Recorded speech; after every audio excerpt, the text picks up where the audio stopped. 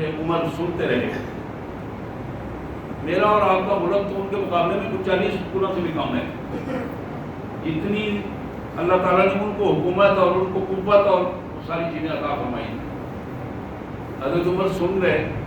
سن کے آپ نے فرمایا سنو نوجوانوں میری بات سنو ذرا دھیان سے. تمہیں یاد ہے تمہارے آباء و اجداد اسی سرزمین پر تھے اور ان کے پاس نہ عزت تھی نہ ان کے پاس وسائل موجود تھے. اللہ نے تمہیں عزت بھی دی, وسائل بھی دیے. کس وجہ سے؟ اپنا قرآن نازل کیا اور اپنا نبی دیا تمہیں. یہ دو چیزیں ایسی ہیں جن کی وجہ سے آج اللہ نے دنیا کو ذلت اور رسوائی کا نمونہ بنا دیا. ایران بھی گر گیا ہے, روم بھی گر گیا ہے. وہ تہذیبیں اور وہ کلچر جو دنیا میں چھائے ہوئے تھے وہ سارے کے سارے گر گئے ہیں.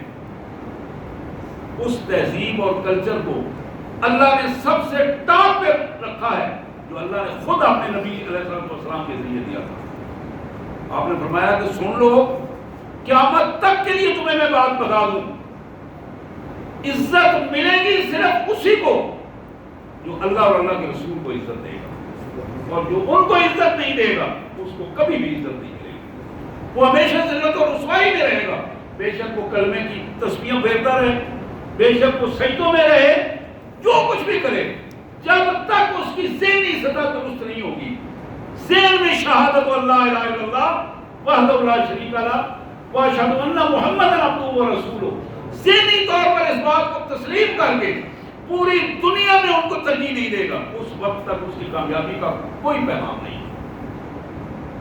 حضرات آج کے ہمارے اس خطبہ جمعہ کا یہ پیغام اگر ہمارے ذہنوں میں بیٹھ جائے اور اس ترجیح کو ہم اپنے ماحول میں, رشتہ داروں میں, گھروں میں, برادریوں میں, خوشی اور غمی میں ہم اس پیغام کو اگر لوگوں تک پہنچا سکیں, یہ تھوڑا سا موقع ملا ہے دنیا میں, اس موقع سے فائدہ اٹھاتے ہوئے اپنے اللہ کی حقیقت کو جان جاؤ, اپنے پیارے نبی کی قیادت کو سمجھ جاؤ.